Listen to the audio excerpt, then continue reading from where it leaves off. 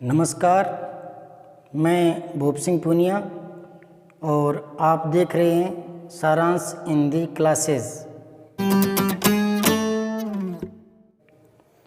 तो चलिए, वाक्य शुद्धि के क्रम में आपका फिर से स्वागत है। कुछ वाक्य देखिए। मुगल कालीन समय में लोग ज़्यादा सुखी नहीं थे। इसको शुद्ध करना है तो गलती पकड़ में आ गई होगी। काफ़ी दिन हो गए, बहुत से नियम बताए थे। कालीन उस काल का या उस समय का, तो समय फिर आ गया, पुनरावृत्ति हो गई काल और समय, तो सीधे ही आएगा मुगल काल में लोग ज़्यादा सुखी नहीं थे। ये समय हट जाएगा। अब आगे देखिए। कृपया मुझे 2 दिन की छुट्टी देने की कृपा करें। तो ये वाक्य तो मैं एक वीडियो में दे चुका हूँ। बच्चे जब अर्जी लिखते हैं, प्रार्थना पत्र लिखते हैं, तो वो इस प्रकार के वाक्य लिख देते हैं। तो यहाँ ध्यान रखें, कृपया और कृपा 2 बार नहीं आता। तो यहाँ इसकी बजाय तो कष्ट लिख सकते हैं, कष्ट। ठीक है, कृपया मुझे 2 दिन की छुट्टी देने का कष्ट करें, यहाँ का हो जाएगा। ठीक है, क्योंकि कष्ट पुल्लिंग शब्द है और कृपा स्त्रीलिंग शब्द है, तो पुल्लिंग के साथ का, स्त्रीलिंग के साथ की। आजकल तो फ़ोन चल पड़े, पहले पत्र लेखन होता था, पत्राचार किया जाता था। तो जो बच्चे हॉस्टल में, छात्रावास में रहते हैं, तो वो रुपए मंगवाने के लिए पिताजी को पत्र लिखते थे। तो उस समय ये लिखा जाता था पिताजी को संबोधित करते हुए कि आप मुझे स्कूल फीस हेतु 2500 रुपये भेजने की कृपा करें। तो देखने में तो ये वाक्य सही लगता है, और अगर मैं कह दूं कि इस वाक्य को शुद्ध करो, तो आप शुद्ध करने लग जाएंगे।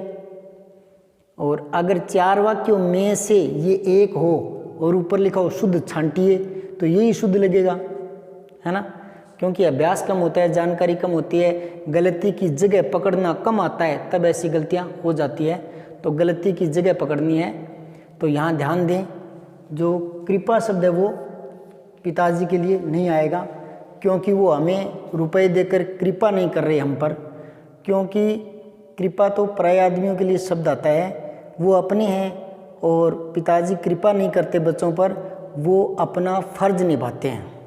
ठीक है, और आप भी बड़े होकर पिताजी की सेवा करते हैं, तो वो कृपा नहीं करते, आप भी अपना फर्ज निभाते हैं। ठीक है, तो यहाँ कृपा शब्द नहीं आएगा। ज़्यादा से ज़्यादा आप लगाना चाहो तो यहाँ भी कष्ट शब्द लगा सकते हो। कष्ट क्यों?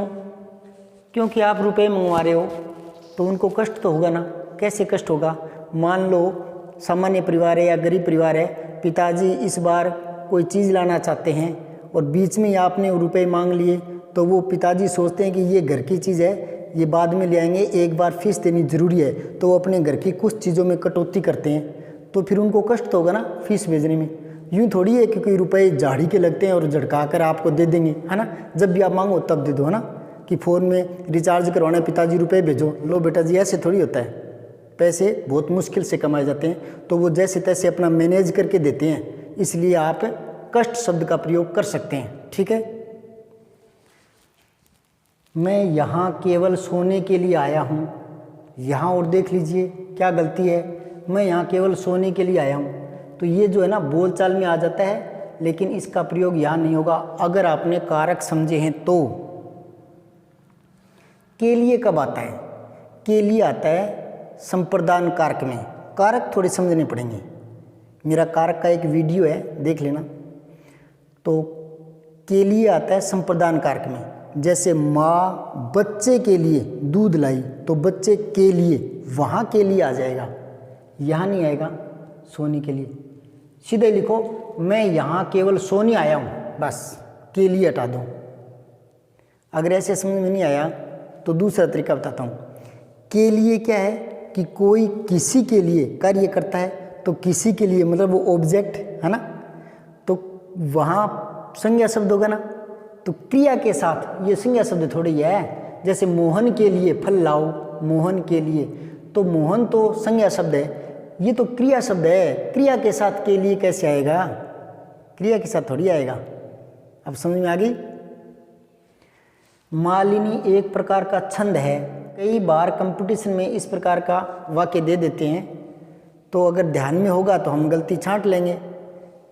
मालिनी एक प्रकार का, एक प्रकार का क्या है? एक प्रकार का कोई शब्द ही नहीं है ना। सीधे लिखो ना, मालिनी एक छंद है, बस ये आप जानकारी दे रहे हो कि मालिनी एक छंद है। यूँ नहीं कि मालिनी एक प्रकार का छंद है, ऐसा नहीं है, मालिनी एक छंद है, तो ये हट जाएगा। ठीक है, अनावश्यक चीज़ है ये, बोलचाल के प्रभाव से आ जाता है। यहाँ शत्रु से खतरे का डर है।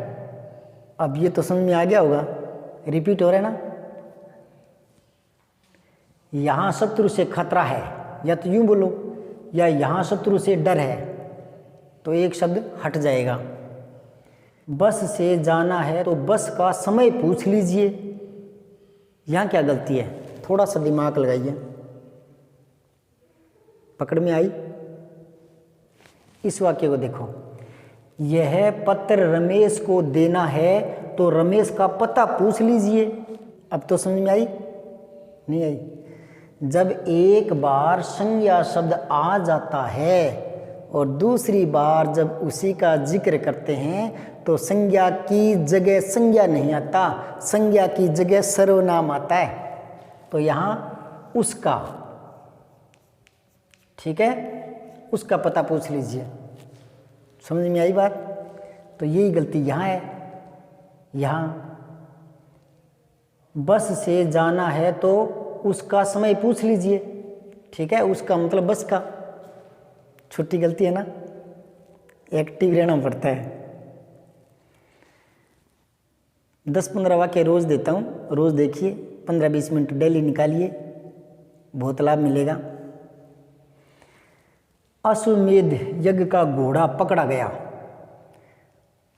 अब ये अश्वमेध यज्ञ ही है, तो यज्ञ शब्द जो है वो दोबारा नहीं आएगा। ठीक है, सीधा लिखो, अश्वमेध का घोड़ा पकड़ा गया। समझ में आई बात? इस प्रकार की गलती मैं एक दे चुका हूँ पीछे के वीडियो में।